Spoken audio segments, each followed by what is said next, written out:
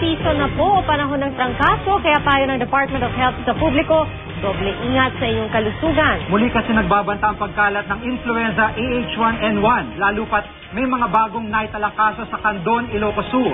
Nakatutok si Steve Dailisan. 6 na elementary students sa isang paaralan sa Candon City, Ilocos Sur ang nagpositibo sa AH1N1 virus. Mataas na lagnat, pananakit ng katawan, masakit na lalamunan at problema sa pagdumi ang idinaing ng mga bata. Pero ayon sa Department of Health, ligtas na raw sila sa tiyak na kapahamakan. Katunayan, maayos na raw ang kondisyon ng 5 sa kanila. Ang isa, inuubo na lang. Batay sa patakaran ng DOH, hindi na kailangan pang suspindihin ang klase sa mga paaralang tatamaan ng virus. Pero masusi naman daw binabantayan ang kondisyon ng iba pang estudyanteng magpapakita ng kahalintulad na sintomas ng H1N1.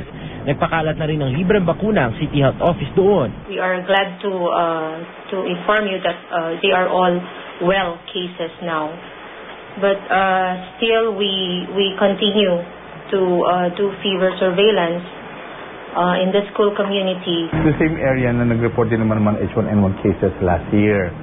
Kung titignan kasi natin ang pattern natin itong ngayon, July, it was also the same time last year na nag-uumpisa din dumami yung mga kaso natin ng H1N1. As it is talagang flu season na.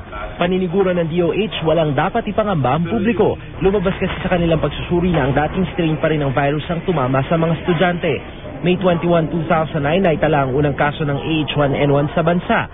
Isang 10 taong gulang na Pinoy na galing sa Amerika at Canada. April 2009, una namang may naitalang kaso ng H1N1 sa Amerika at Mexico. Mula June 2009, hindi bababa sa 129 na kaso ang nai-record sa 40 eskwelahan sa Pilipinas. Ayon sa DOH, nariyan pa rin ang posibilidad na may bagong strain ng AH1N1 na mabuo, kaya dapat pang pag-ibayuhin ang pag-iingat. Steve Dailisan, nakatutok, 24 oras.